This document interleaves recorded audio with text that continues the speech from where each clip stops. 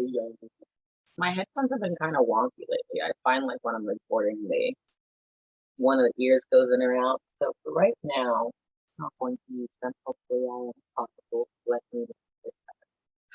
Um, Only one guest came forward this time around for our April monthly read and our reading for our channel group, and then obviously individual cards would be whatever deck you want to forward. And that deck is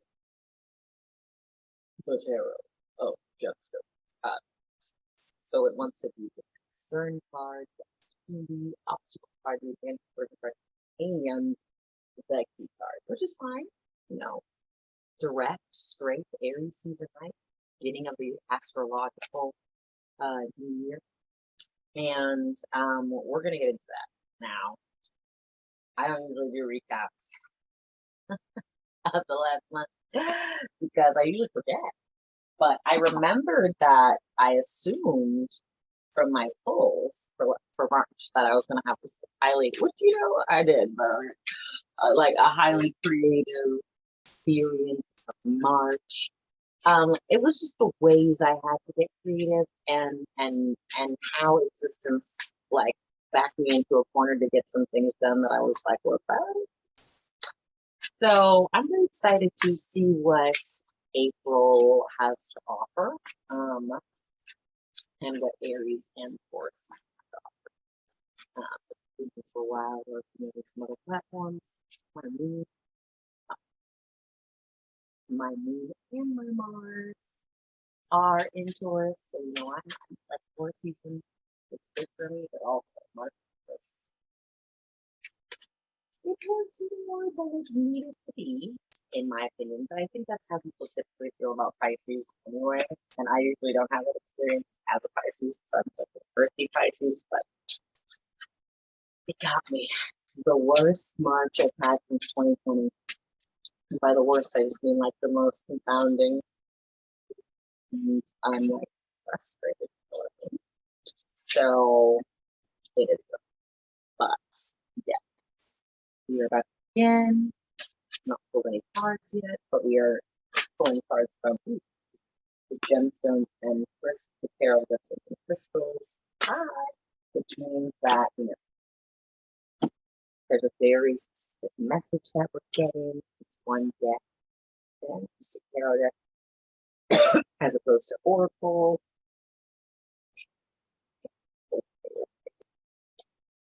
The card. All right, let's see what we're getting. Our concern card. April, what do you want us to think about, know about, act about, be about,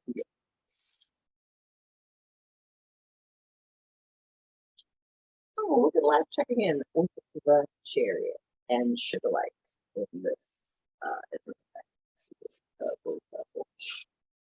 So okay, so what is it? It's April. So that's only okay. We're only 4 months in. We're not even 4 months in. We've just finished the third month. Okay, we're starting the fourth. But apparently we're being called on deck. So it is the year of the Chariot, and the Chariot is a concern. So when I was talking to Sarah Goddess of Moonbeam in January, we talked about it, and things that for me the most stood out about the Chariot as an archetype for the energies of this year is about willpower, right? Your will to choose, to choose, right? That's what will means, to choose or to will. So your willpower, what you choose to give power to, what you wish you could or give power to, and then and like yes, motivation, movement, but also skin in the game, right?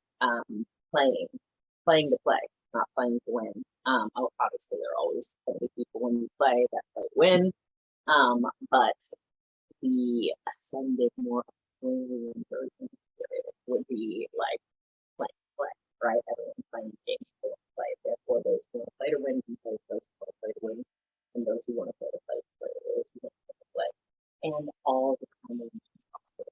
But also, we're being pulled back to this sort of major arcana questions, spiritual conversation, conversation with your higher self, conversation with your Ori, conversation with your ancestors and your lineage, conversation to the ancestors, to the rock. I mean, there's not really like stonesters. Stonesters. Okay, I'm sorry. It's too cringe. I can't do that one. But to our, rock elders and to the planet, really, because Earth is probably like, I don't know about y'all. I mean, I'm gonna survive whatever y'all do because I'm bigger than y'all. But like for y'all, I'm concerned for you. That was my prejudice. Right. Also with this concern, I think with the Chariot, kind of like revisit those things that you said you wanted to do, that you will do, right? That you will do. Revisit the things that you've chosen, revisit the things that you are wishing for or have wished for, and assess your involvement also, right? Because as a game, as a sport, or an activity with the Chariot, it's a relational game. Like, yeah, you wanna get across the finish line first, but you also have to be spatially aware and consciously aware of the other people track. So it's also checking in with your environment, checking in with the people who you have chosen or are choosing to fulfill the wills, the wishes, the motivations to play with, making sure that we're in the right company for what we want to engage with, what we want to embark on. The messages to yourself though. But I was already thinking about that. That was one of my tools up. So me talking to me, I heard. Thank you. So let's see what our opportunity is. We have Seven of Wands, which is Zoazite with Ruby.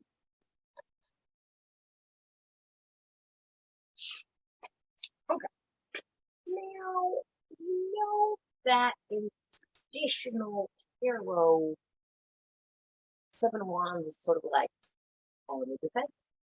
However, I think that, I think this is really kind of a call to pay attention. I'm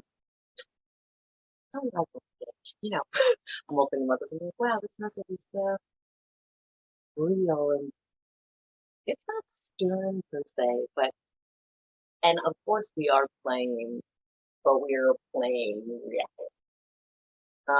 And I think why I have to pause and sort of acknowledge that is just because the stakes are high and the stakes are infinite and the stakes are everything. But like, there are stakes. So it's kind of a message which is like, what are y'all doing? What are y'all playing at? And to me, I think the Wands is probably like one of the most dynamic stories of the series, okay? Because person's like, I want to see the world. And then they're on the beach and they're like, I see the world. And then at the Four of Wands, they're like, the world is great. And at the Five of Wands, they're like, wait. And then at 6, they're like, okay, I mean, this is nice. And then at 7, all the way almost to the King, you're like, what the fuck happened? So this is the beginning of the future. And with the Seven of Wands and the opportunity and obstacle, it's like you can use what you don't prefer in ways that you do prefer, right? You can use what you do not appreciate. You can do what you do not appreciate and then utilize it to find better ways to appreciate yourself, or something to do with that doesn't add to the narrative that says that you have to live a life that you appreciate, because it's such a fine-tuned game right now, and by game I mean like reality of experience. It's such a particular shiftingness that's going on right now because of all the diversity of opinion and all the diversity of belief and all the things that are sort of we are being exposed to and mirrored outside of us, both from people that we know, but people that we don't know, culture that we're in and culture that we're not in. But we see it all the spectrums of existence that like people are getting into some things, and the things that they're going to get into are not new, and the things that we're getting into are they're not new, they're you. Okay, so with the 701, like you got to address this shit too. And really, the 7, there's like no return.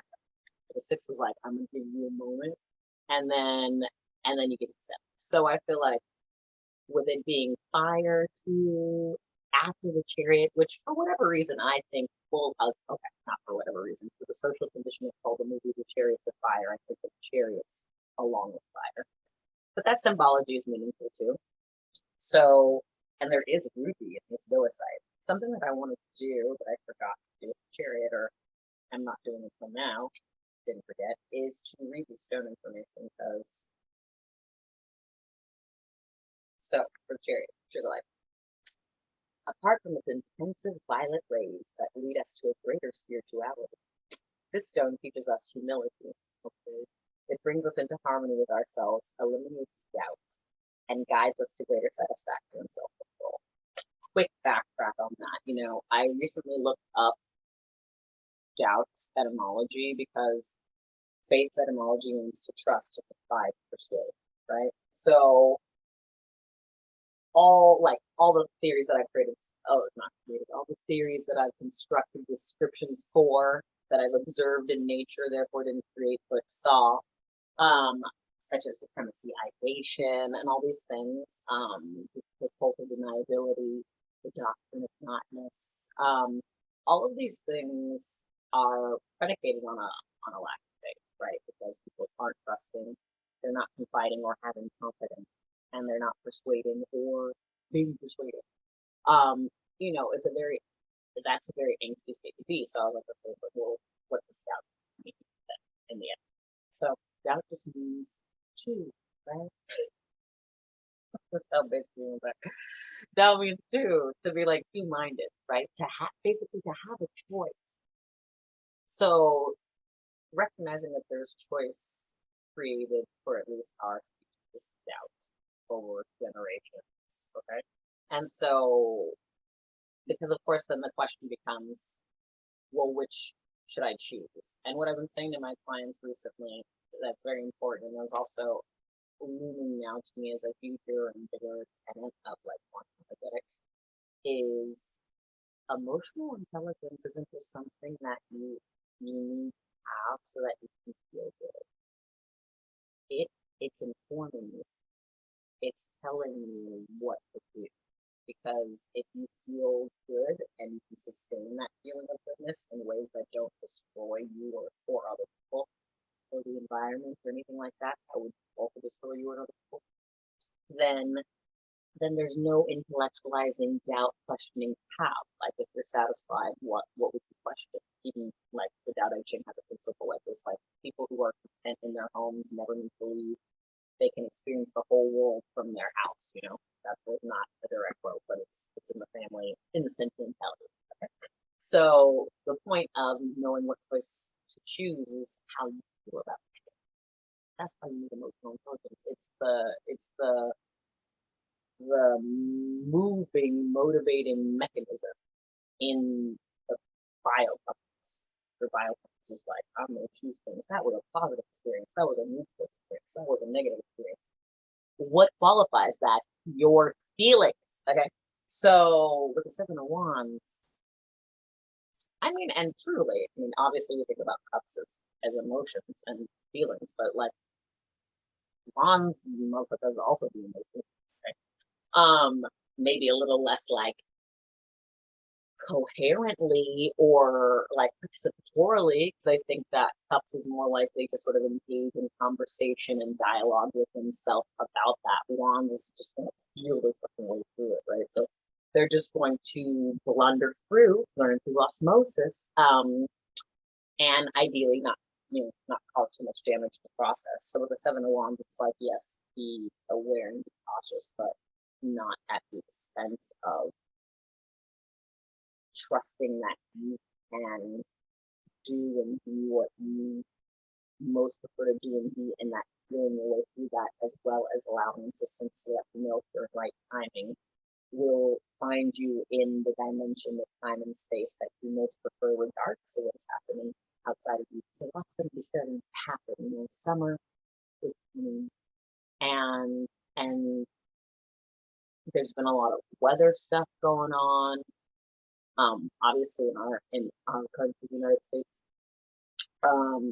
or I like to call it America, the Scoochie. Like here, right, we've had all these environmental spills and all of this weather shit, like, and that was in the dormant seasons, right? That was when shit is dead. And so we're getting into the waking up seasons of the environment. So we're all just be prepared for environmental conversations, social conversations, economic conversations, existential conversations about meaning and morals and ethics, like all these things are happening. So it's like, be on the track of the shit that you really want to do. And then prepare yourself for the fact that a lot of other people are going to be doing their own things. And there's going to be a lot of intersecting with all those other things that will and can distract you if you are not aware and willing to be conscious about what these things are for you, so you can be about that business regardless of what is happening around you. Okay. And then last but not least, the advantage for the aversion card, right? Like, what about our character is helping or hindering the circumstances that we most prefer to be in, aka our chariot stuff.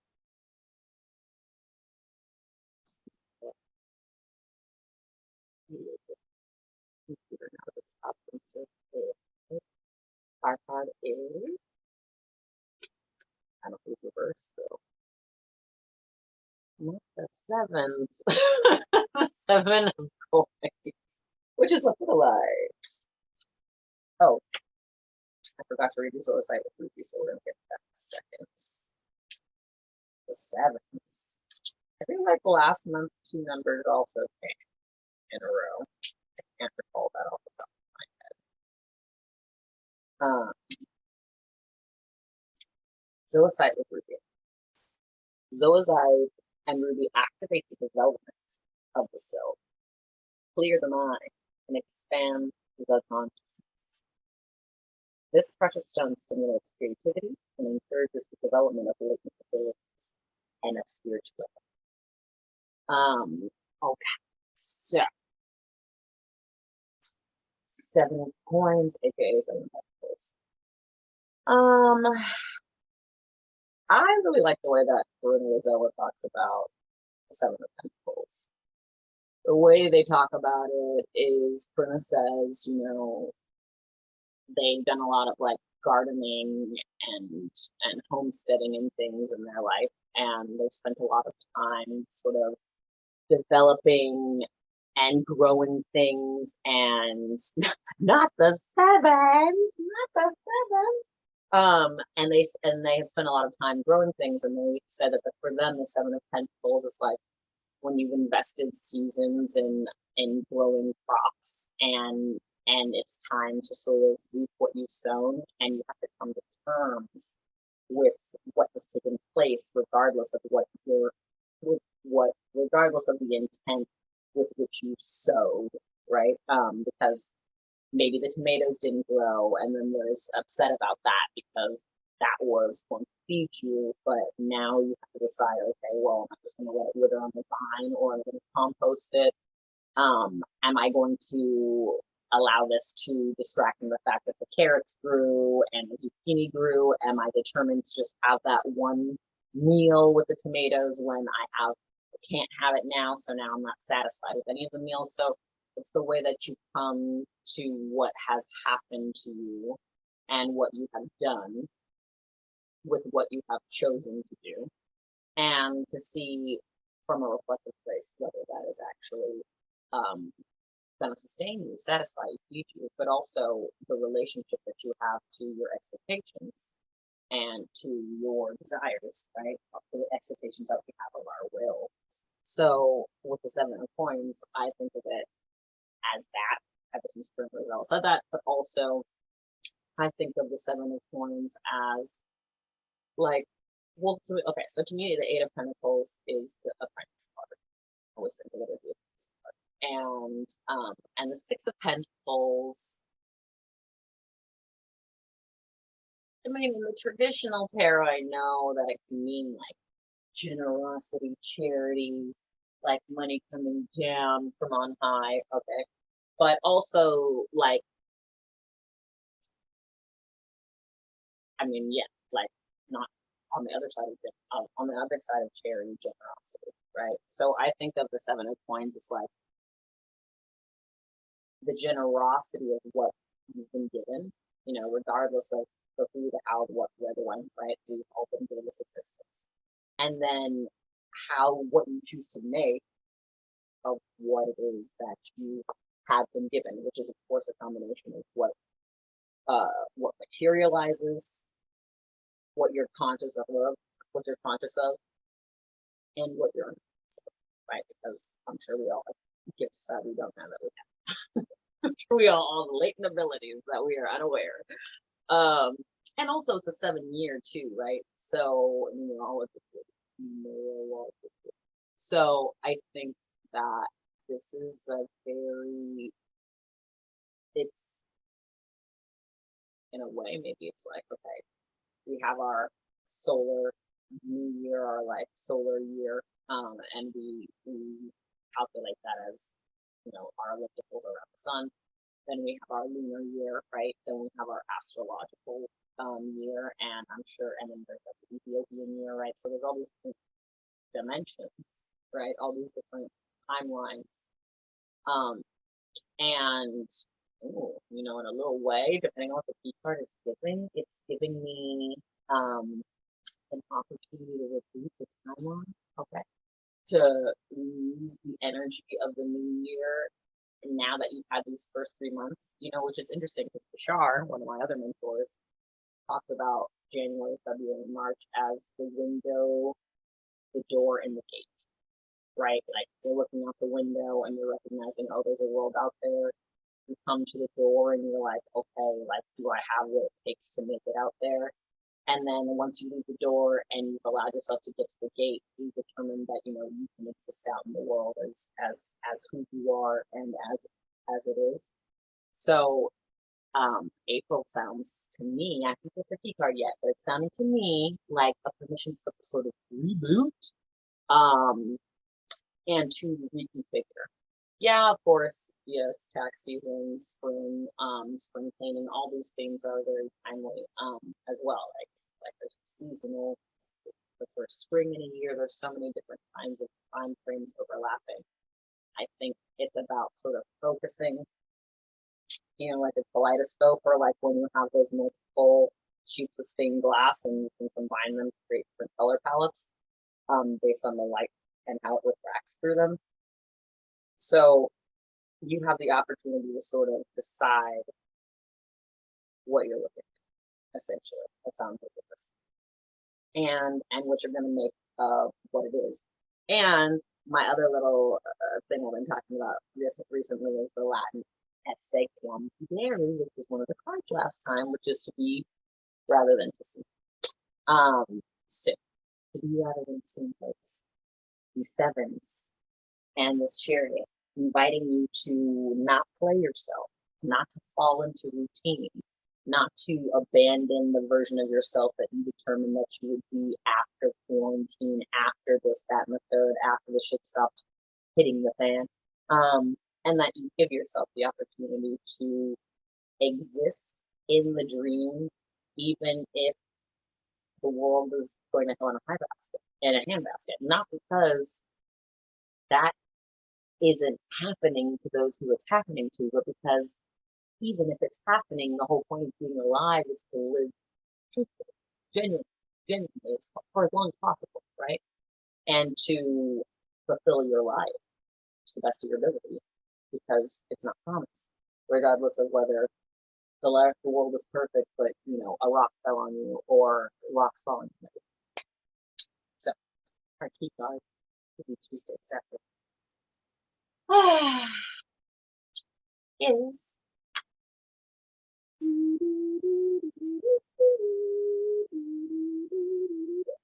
You know, this is just my video for me.